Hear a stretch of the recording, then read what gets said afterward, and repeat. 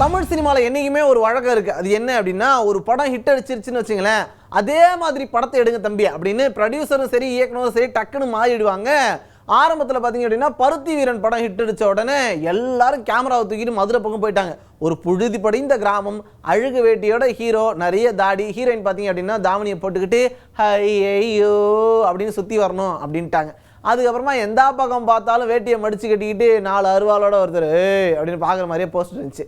அப்புறமா திடீர்னு ஓகே மாதிரியான படங்களை ஹிட் அடித்த உடனே ஹீரோவும் காமெடியனும் எப்போ பார்த்தாலும் தமிழ் சினிமாவில் பேசிக்கிட்டே இருந்தாங்க. அது ஒரு புது ட்ரெண்டாக போயிட்டு இருந்தது.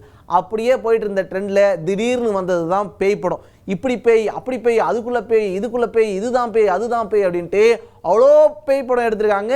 இன்னமும் பேய் படங்கள் வந்துக்கிட்டு தான் இருக்குது, இனியும் வரும் அப்படின்றதுக்கு இப்போ ஒரு உதாரணமும் வந்திருக்கு. அதை பற்றின ஒரு செய்தி தொகுப்பு தான் இப்போ நம்ம பார்க்கணும். கார்த்திக் சுப்ராஜுடைய இயக்கத்தில் வெளிவந்த பீஸா திரைப்படத்துக்கு பிறகு தமிழ் சினிமாவில் பேய் படங்களுடைய எண்ணிக்கை அதிகரிக்க தொடங்கியது. காஞ்சனா 2 போன்ற திரைப்படங்களுடைய வெற்றி நகைச்சுவையான பேய் படங்கள் தமிழ் சினிமாவில் அதிகரிக்க முக்கிய காரணமாக மாறியது. இதன் பிறகு ஒவ்வொரு வாரமும் வெளியாகக்கூடிய திரைப்படங்கள்ல குறைந்தபட்சம் ஒரு பேய் படம் இருக்கும் அப்படின்ற அளவுக்கு இயக்குனர்கள் தொடர்ந்து பேய் படங்களை இயக்கிட்டு இருக்காங்க. புதுமுக இயக்குனர்களும் தங்களுடைய பெயரை வலுவா பதிக்கிறதுக்கு பேய் திரைப்படங்கள் ஒரு விசிட்டிங் கார்டா இருக்கும் அப்படின்னு நம்புறதால தமிழ் சினிமாவில் தொடர்ந்து பேய் சம்பந்தமான படங்கள் வந்துகிட்டு இருக்கு. இந்த நிலையில அட்லியுடைய தயாரிப்புல ஜீவா, ஸ்ரீதிவ்யா உள்ளிட்டோர் நடிச்சிருக்கக்கூடிய சங்கிலி புங்கிலி கதவத்தர படத்துடைய டீசரை அண்மையில படக்குழு வெளியிட்டிருக்காங்க.